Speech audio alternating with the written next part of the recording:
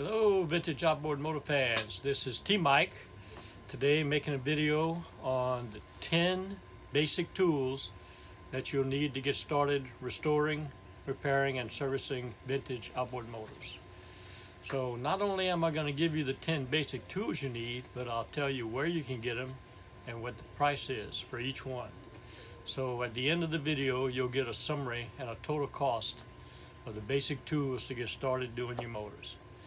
So I want to emphasize that this video is designed for the beginners, the ones that don't have the tools to get started with and don't know which tools to get. If you're already restoring your motors and repairing and servicing vintage, then you already have these tools.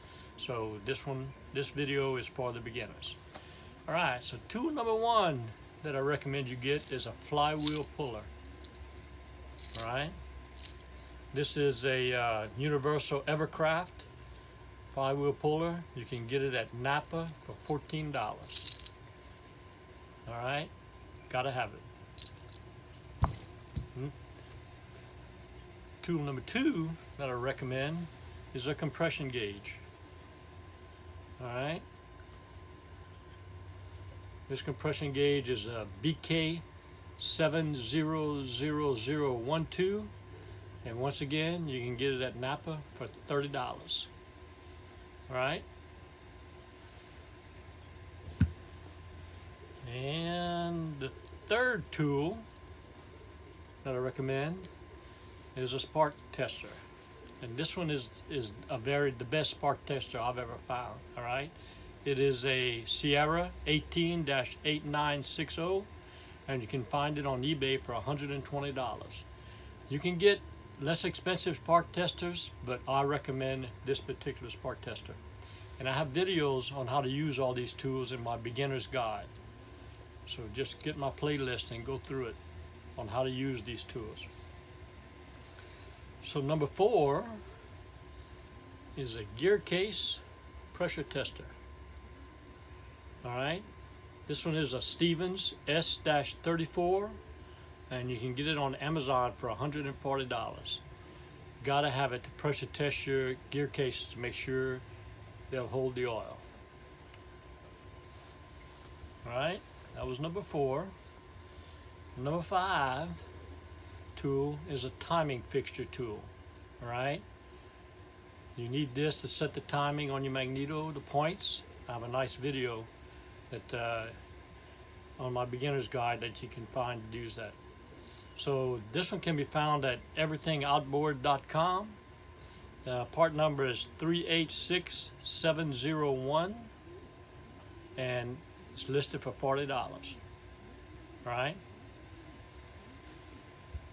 so now we'll move on to tool number six, which is a pyrometer. Alright, this pyrometer shoots a laser out on the power head to measure the temperature to make sure that you're not overheating, that you're pumping water. Alright, I highly recommend it. This is a laser grip 774. You can get it on Amazon for $27. Alright, and now we're moving on to tool number seven. Tool number seven is a digital voltohm meter. Alright, you can use an analog meter if you like, but I prefer the digital one. That's what I use in all my videos showing you how to test. Alright, this is a Fluke 177. Alright, and you can find it on eBay for $40. Okay, this is tool number eight. Alright, and it's a seal puller tool to remove the seals to be replaced.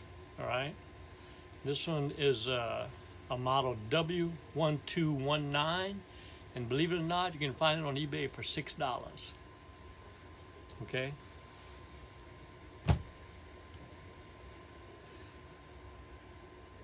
this is tool number nine. It's a welding torch tip cleaner set. Has all the different sizes, tips. Use it to clean out the jets of your carburetor. You need it, really need it. Alright, this is an SU8 on Amazon for $7. And finally, tool number 10 that I recommend.